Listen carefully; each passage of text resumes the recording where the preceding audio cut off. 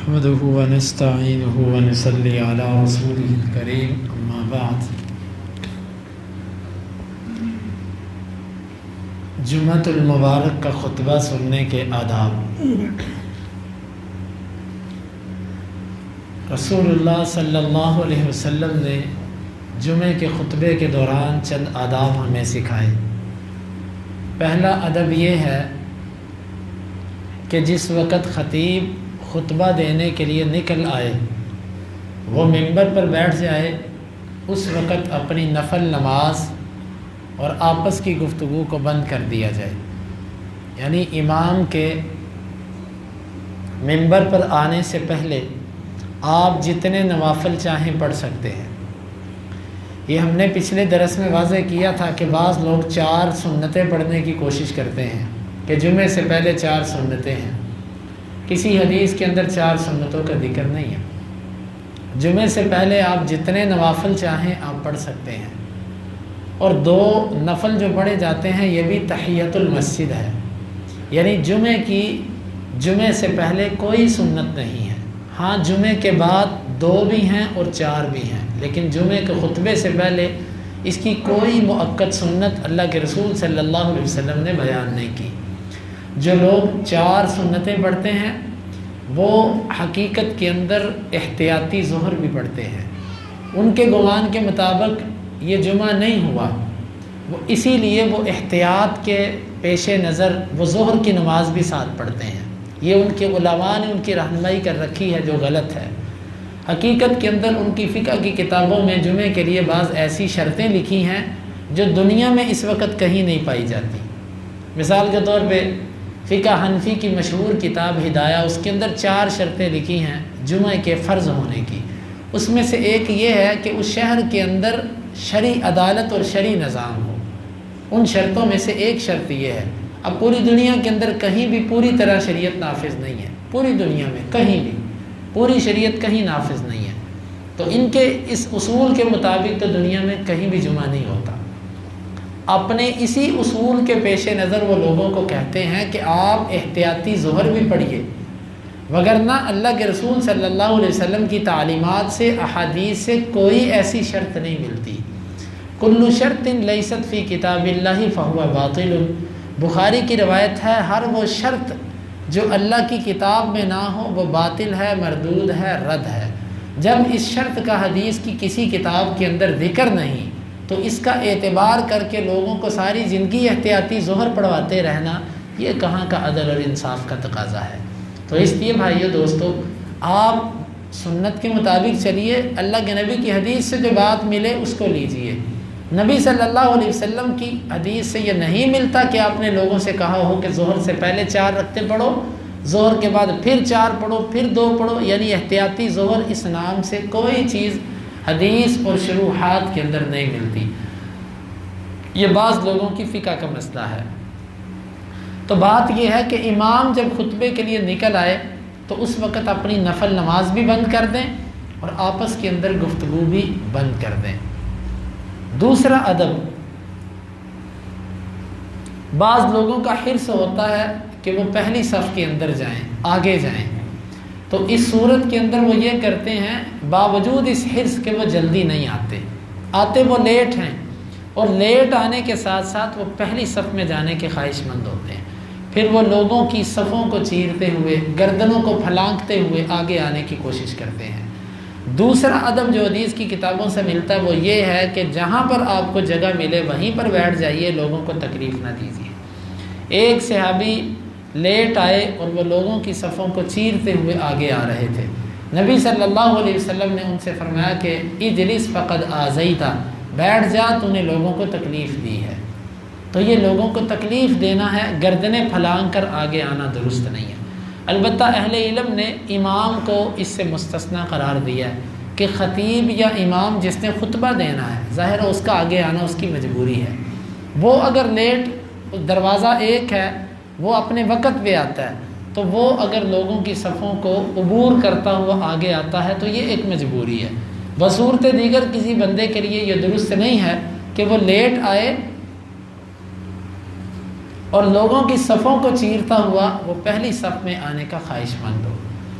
لیکن اس کے ساتھ ساتھ یہ بات بھی ذہن میں رہنی چاہیے کہ اگلی صفوں کو مکمل کیجئے۔ بعض لوگ 10-15 کی تعداد میں پہلی صف میں بیٹھ گئے، 10-15 دوسری میں، 10-15 تیسری میں، جبکہ ایک ایک صف کے اندر 30-30 بندوں کی جگہ موجود ہے۔ تو ایسی صورت کے اندر مناسب نہیں ہے کہ آپ اس انداز سے بیٹھیں۔ آپ اپنی صفوں کو مکمل کیجئے، بیٹھیے، لیکن تاکہ پیچھے والوں کے لیے بھی زیادہ سے زیادہ قریب آنے کا موقع بن سکے۔ تو دوسرا ادب جمعے کے خطبے کا یہ بنا کہ جہاں پر آپ کو جگہ ملے وہیں پر بیٹھ جائیے، آگے آنے کی کوشش نہ کیجیے جب کسی کو تکلیف پہنچتی ہو۔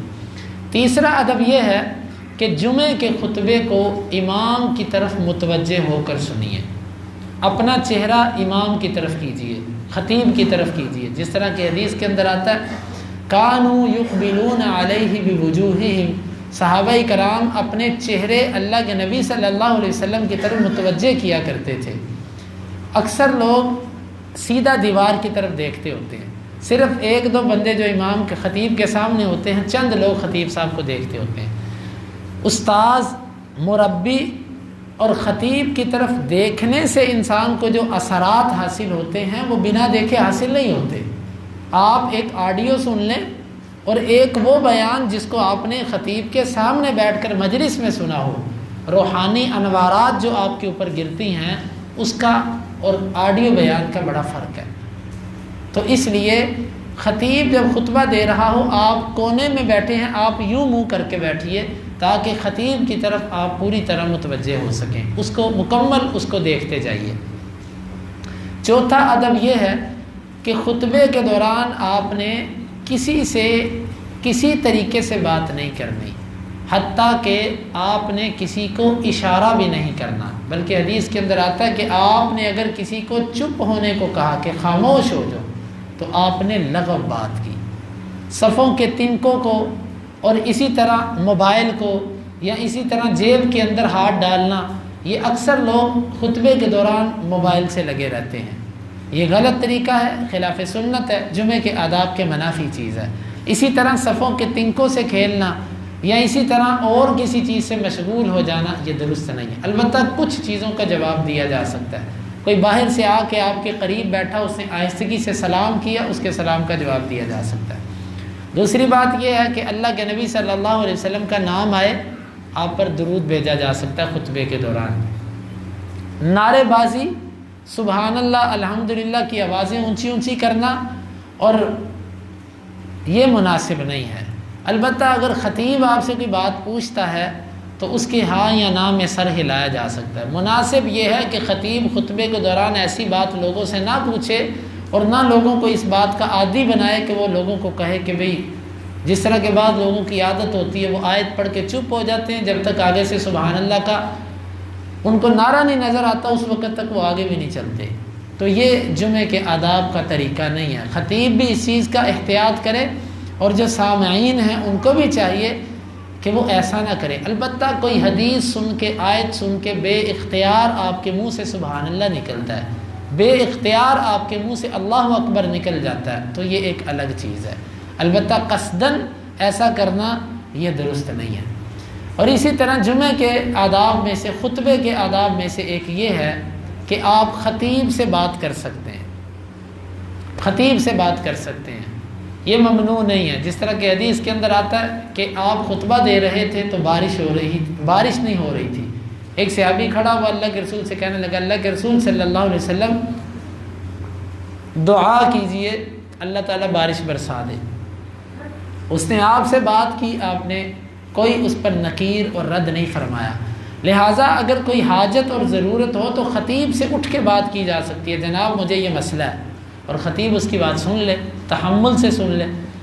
اور خطیب بھی کسی سے بات کر سکتا ہے، جس طرح کہ حدیث کے اندر آتا ہے کہ ایک صحابی آئے، وہ آ کر بیٹھ گئے، نبی صلی اللہ علیہ وسلم نے فرمایا کہ اصلیت رکعتین، کیا تو نے 2 رکعتیں پڑھی ہیں؟ اس نے کہا نہیں۔ آپ نے فرمایا قم فصلہما فلیتجوز فیہما وتجوز فیہما۔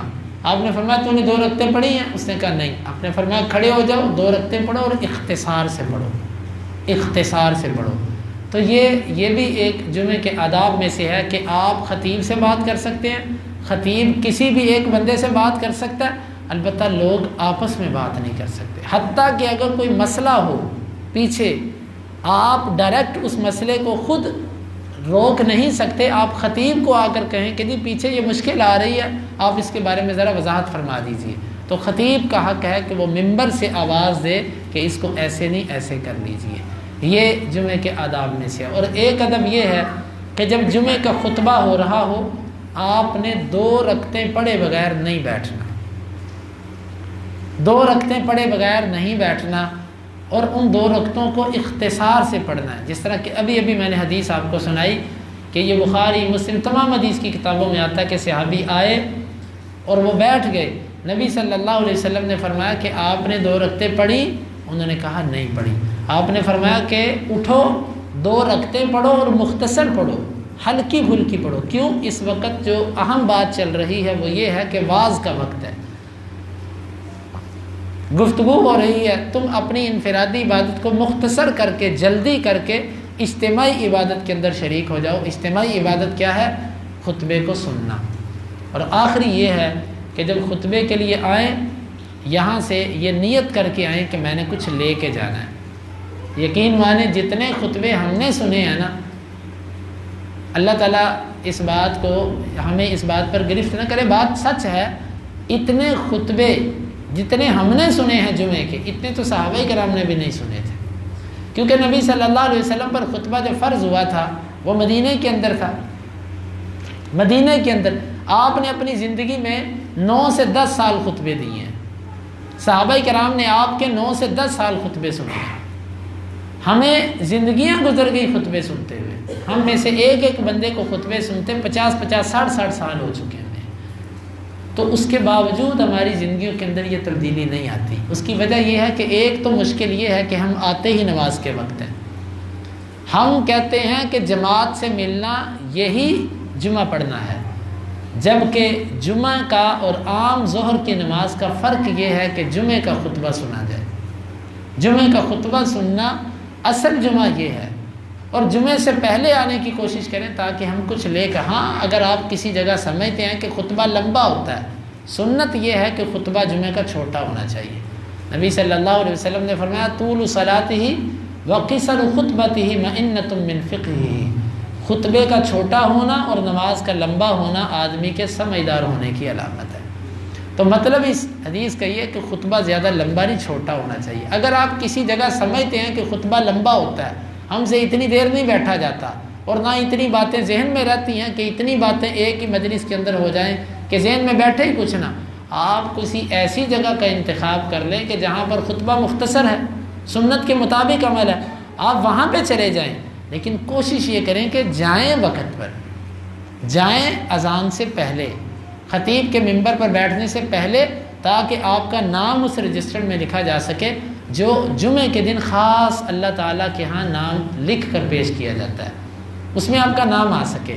اللہ رب العالمین سے دعا ہے کہ اللہ تعالیٰ ہمیں ان آداب کو ملحوظ خاطر رکھنے کی توفیق عطا فرمائے۔ اور آخری بات، بلا عذر ٹیک لگانا، بلا عذر ٹانگیں پھیلانا، بلا عذر بازو پیچھے کر کے ایسے ٹیک لگانا، یہ بھی مناسب نہیں ہے۔ کوشش یہ کرنی چاہیے کہ عذر کے بغیر آپ ٹیک نہ لگائیں، اور عذر کے بغیر آپ اپنی ٹانگیں نہ پھیلائیں، اور عذر کے بغیر آپ بازوؤں سے ٹیک بھی پیچھے کی طرف نہ لگائیں۔ اکثر یہ کرسیوں کا استعمال اب عام ہو چکا ہے، بیماریاں پہلے بھی تھیں، تکلیفیں پہلے بھی تھیں، تکلیفیں ابھی نہیں آئی، لیکن یہ کوئی 10-15 سال سے کرسی کا استعمال بہت زیادہ ہو چکا ہے۔ اب وہ بندہ بھی کرسی پر بیٹھتا جو باہر مسجد سے نکل کے آدھا گھنٹہ آپ سے کھڑا ہو کے بات کرے گا، کھڑا ہو کے بات کرے گا آپ سے، وہ اس کو کوئی مسئلہ نہیں ہے اس میں، کاروبار کرے گا، دکان پہ پورا کھڑا ہو کے تجارت کرے گا، سودے بازی کرے گا، مشینوں پہ کھڑا رہے گا سارا دن، نماز کی باری آئے گی تو وہ کمر پکڑ لے گا، کمر میں درد ہے، گھٹنوں میں درد ہے۔ خیر اللہ ان معاملات کو جانتا ہے، ہم تو جو آنکھوں سے دیکھتے ہیں وہی بیان کر سکتے ہیں نا، کہ مسجد میں نماز 5 منٹ 10 منٹ 15 منٹ کی نہیں پڑھی جاتی، اور باہر آدھا گھنٹہ بھی کھڑا کر لیں تو وہ کھڑے رہیں گے آپ سے۔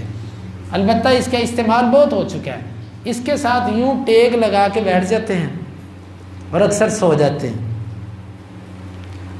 جاتے ہیں، اور جب خطبہ ختم ہوتا ہے اور بعض لوگوں کے خطبوں کے دوران خراٹوں کی آواز آ رہی ہوتی ہے۔ یہ اصول ہے الضرورۃ تقدر بقدرها، کسی بھی چیز سے فائدہ اس کی ضرورت کے مطابق لیا جا سکتا ہے۔ آپ اتنا فائدہ لے سکتے ہیں کہ آپ کے گھٹنوں میں تکلیف ہے، آپ بیٹھ جائیں، حد الوسع ٹیک لگانے سے بچیں۔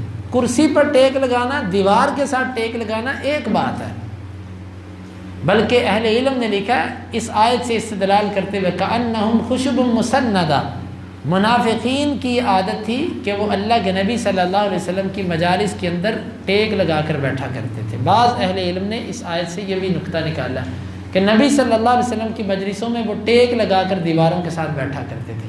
بلا عذر کسی بھی دیوار کے ساتھ ٹیک لگانا یہ درست نہیں ہے۔ اور اسی طرح خطبے کے آداب میں سے ایک یہ چیز ہے کہ قریب آ کر بیٹھیں۔ اس پر دلیل وہ واقعہ ہے کہ جب 3 آدمی آئے، ایک قریب آ کر بیٹھ گیا، ایک مجلس کے آخر پر بیٹھ گیا پیچھے، اور ایک آدمی چلا گیا۔ آپ نے فرمایا 3 بندوں کے بارے میں تمہیں بتاتا ہوں، ایک نے منہ موڑا علم کی مجلس سے، اللہ نے اس سے اعراض کیا، اللہ نے اس سے منہ موڑا۔ دوسرے نے حیا کی، آخر پہ بیٹھ گیا پیچھے، اللہ نے اس کی حیا کی۔ تیسرا قریب آ کر بیٹھا۔ قریب آنے کا مطلب یہ نہیں لوگوں کی گردنیں پھلانگتے ہوئے، قریب آنے کا مطلب ہے جہاں تک وہ قریب آ سکتا تھا وہ قریب آیا۔ اللہ تعالیٰ نے اس کو اپنی رحمت میں داخل کر لیا۔ تو بس آپ جتنا قریب بیٹھیں گے بغیر کسی کو تکلیف دیے آپ رحمت میں داخل ہوں گے، اور جتنا باادب بیٹھیں گے، یہ اللہ کا گھر ہے۔ دیکھیں آپ کسی وزیر، کسی بڑے آدمی کے دفتر میں جاتے ہیں، آپ کس طریقے سے بیٹھتے ہیں، کتنا باادب ہو کے بیٹھتے ہیں، کتنا باادب کھڑے ہوتے ہیں۔ یہ اللہ کا گھر ہے، یہاں پر جتنا باادب بیٹھیں گے، جتنا احترام کے ساتھ بیٹھیں گے، اتنا لے کر جائیں گے۔ باادب بانصیب، بے ادب بے نصیب۔ اللہ رب العالمین ہمیں ان باتوں کو سمجھنے کی اور عمل کی توفیق عطا فرمائے۔